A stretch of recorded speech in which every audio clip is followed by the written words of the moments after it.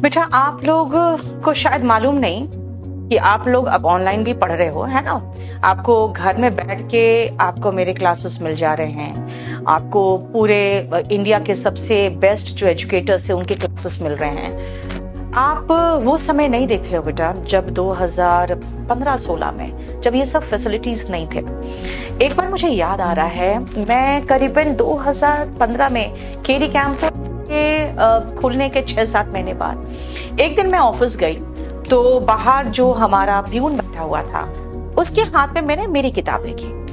तो जब मैं अंदर गई तो वो आया पानी लेके। तो मैंने कहा कि तुम क्या करते हो? तो कहा कि मैम मैं आपके यहाँ काम करता हूँ। मैंने कहा इसके अलावा? तो कहा कि मैं केडी कैंपस में पढ़ता हूँ। तो मैंने फिर उस पर कुछ उसे नहीं कहा।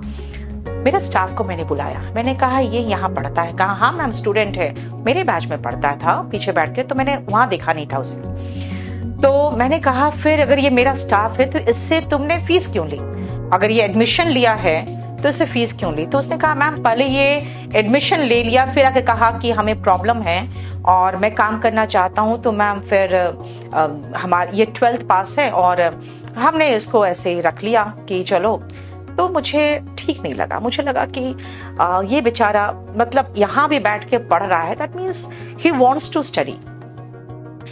तो मैंने कहा अपने स्टाफ को एक काम करो, इमीडिएटली सबसे पहले तो इसका जो फीस है वो रिफंड करो। तो उसका थोड़ा चेहरा बन गया। मैंने कहा नहीं रिफंड करो, क्योंकि ठीक है एडमिशन लेके ये नौकरी किया, लेकिन नौकरी लेने के बाद अगर कोई हमारे यहाँ काम कर रहा है और उसका फीस मेरे पास हो वो सही नहीं। तो मैंने उसको रिफंड कर दिया। और मुझे जानते हो मैं भूल गई। मैं ये सब चीज करके ना भूल जाना चाहिए। बहुत लोग ये सब चीज करके याद रखते हैं, मैंने ये किया वो किया, वो क्लिक करके और उसका वीडियो बना के डालते हैं। मैं भूल गई। आपको आश्चर्य होगा, पिछले साल वो मिठाई लेके आया था और मुझे लगा था इसको मैंने कहीं देखा है। हालांकि बाल थोड़े से आगे से कम हो गए थे तो मैं थोड़ा पहचान नहीं पाई। उसने कहा कि मैम आपके यहाँ ही पढ़ा था मैं, और उसका सिलेक्शन हो गया था सीजीएल में, क्योंकि वो उस समय 12th पास था और उसके बाद उसने ग्रेजुएशन किया। उसके पहले भी शायद उन्होंने कुछ एग्जाम निकाला था, लेकिन कहा कि मैम मेरा टारगेट था सीजीएल।